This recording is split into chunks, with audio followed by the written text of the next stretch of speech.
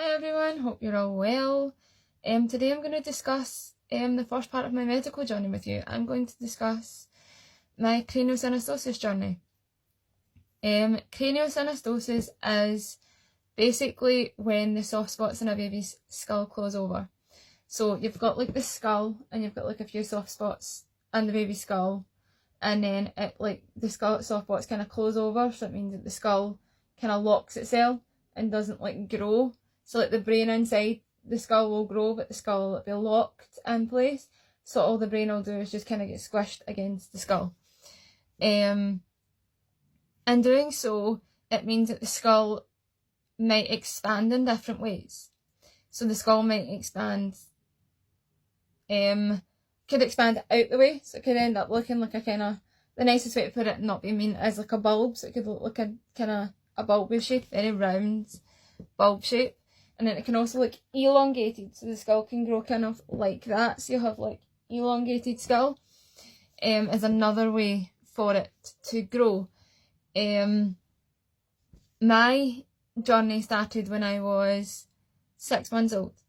I was diagnosed with craniosynostosis when a health visitor came to visit me and my parents. I was sent to our local hospital at the time, and then eventually referred on to the Southern General, where a neurofacial specialist with a neurosurgeon and a neurofacial specialist came together to fix my skull. So they decided I was a wait and see case to start with, and then by the time I was 5, decided to operate. But by that time my left side of my brain had already been damaged. What had happened was, the way my skull had closed, it meant that the skull had stopped growing at a certain point, so it was still, so the left side of my brain basically just got pushed against the side of my skull and just basically got squished, is the nicest way to put it.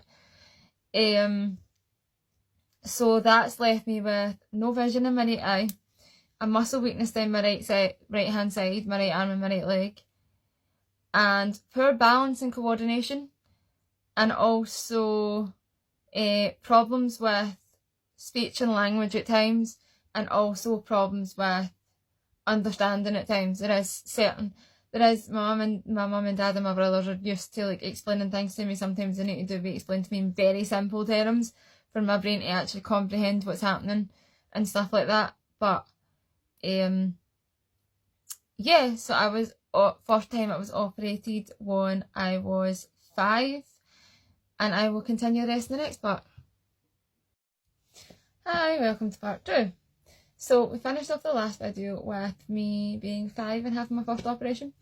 So at 5 I went in for my first ever skull expansion surgery. That's where they go in, and as it sounds, they go in and they expand the skull open so that the brain has room to kind of develop, grow and expand, basically. So it's no longer cramped in like a small confined space. It's like the skull is cracked open so that it can grow and expand normally as it normally would.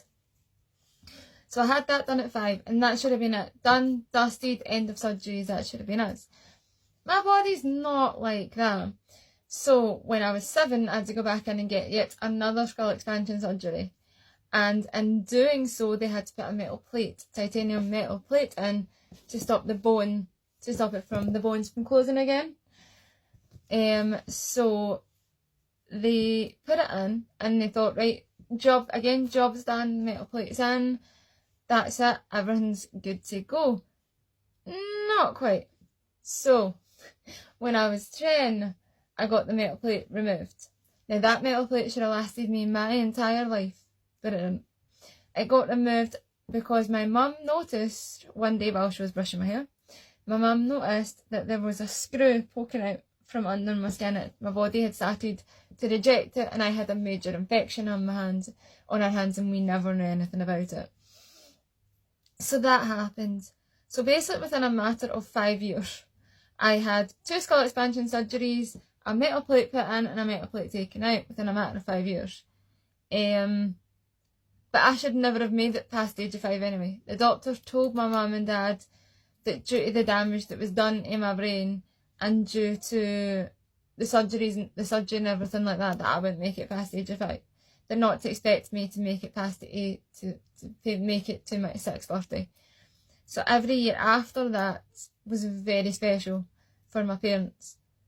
But in taking out the metal plate, it has left me with, well, I'll just show you, severe gaps in my skull. So we've got a great big one here, we've got a gap here as well, and then we've got a great big scar that runs across the top of my head. So that is what it's left me with, and I'm 27 and that's not going to get ever any better. Those craters, as I call them, are just going to get deeper. I shaved my head to get my natural colour back, and realised that I actually like it this short because it's easier to manage. Given the fact that I've got other health issues, it's one less thing that I need to deal with every day. But in shaving my hair, I actually forgot that I had these on my head. So it just kind of brought me back to the realisation of, yeah, I'm different. And this is part 3. The last part I ended with was saying that realising having all these dents in my head makes me kind of realise that sometimes I forget just how different I am, and then I see these and then I realise, yeah, I'm really different, aren't I? And when I have hair, it's fine because no one can see it. Yeah, they see the leg braces, see everything else that I've got. They see the leg braces, see the crutch. But it seems to be when I have the no hair issue, that seems to be where I get the most judgments. I've had my head shaved for about 2 or so weeks, 2 and a bit weeks. And the 3 or 4 times that I went out without a hat on my head or a wig on, that's when I've noticed I've got the most judgments, the most looks, the most kind of what the hell happened to you sort of things. And I'm like, I get judgments every day of my life anyway. I'm used to getting judged. I'm young, I'm 27 and I have a lot of disabilities. I have a blue badge for the car, so I've got, like, if you're in America, it's a disability placard that you sit in front of your car and you can get into disability spaces or such. But I get judgments for that alone because I'm too young to be disabled, or people tell you that you're young, you don't know what being disabled is, or you basically get judgments. I've had a few judgments off of all people, even while working in the supermarket closest to me, which is a local Tesco. I've got judgments off of customers for apparently not looking disabled, and yet I have a crutch and a leg brace, but because I'm behind the till, I never look disabled. But I've noticed that despite all of that, that's easily kind of explained away. This isn't really that simple to have a conversation about. You can't really stand there and have a 3-second conversation going, oh, by the way, I've got this wrong with me.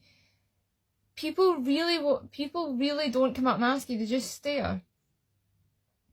So I tend not to walk outside without my hat on. I tend to really not show anyone my head of what it looks like without a hat on. But I'm trying to be more confident in myself. I'm trying to be braver in myself. I'm trying to realise that what other people think about me doesn't matter. If they judge me, they judge me. It's their problem, not mine. So basically I want to finish all of this off by turning around and saying, don't let anyone ever judge you for who you are. Always be yourself. Always be proud of who you are, where you've come from and what you've achieved in life. No matter how small you think it may be, it could be massive to someone else. And always make every moment in your life matter, because you never know exactly when your time's going to be up. Bye guys.